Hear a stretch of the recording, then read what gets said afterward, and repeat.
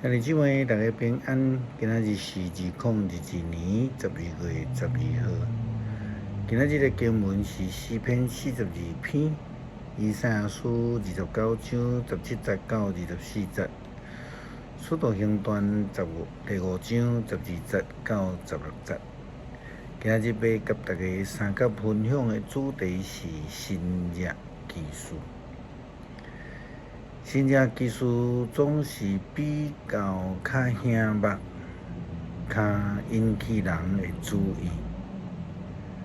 我想大家拢有注意到，愈来愈侪的建筑、古迹，甚至是桥梁，伫暗时拢会拍电火。这个拍电火的目的，当然就是要引起人的注目。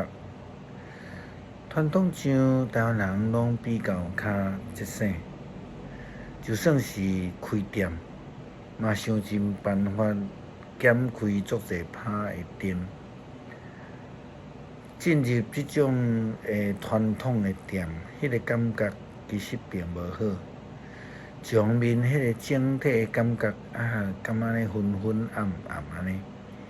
另外一方面呢，所摆设的物件嘛，因为光线真暗，袂兄目，所以看袂清楚。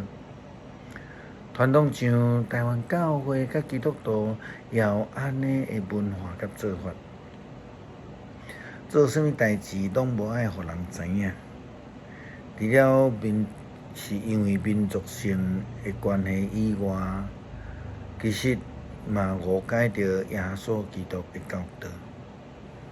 圣经讲，所以恁施舍的时阵，毋通伫遐来分家规，亲像有一寡伪善的人伫会堂甲街路的顶悬所做，因为着要得到别人的娱乐，我甲你讲，安尼做已经得到所有的报赏。恁施舍的时阵，毋通互倒手知恁正手所做的，这应该是一个真稳捌的事。安尼，迄位看会到恁伫暗间中间做代志的天父，一定会甲恁赏。也因为因主张教会伫迄个所在，无论做啥物，拢袂当互人知。那安尼，牧师想要问一句话：基督徒爱做见证啊无？顶悬所讲的这种的态度，基督的信仰是完全违背道理。因为当耶稣基督要降生的时阵，并毋是遮尔低调，反倒当是非常高调的。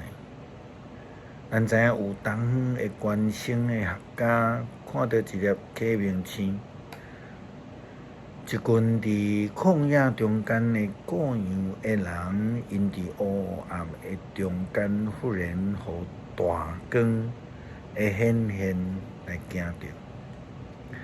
耶稣基督讲：“我是世界的光。”伫黑暗中间的人，就真简单会通看到这个光就是光。光要真明白，真最需要的人的拯救的记号，新约技术。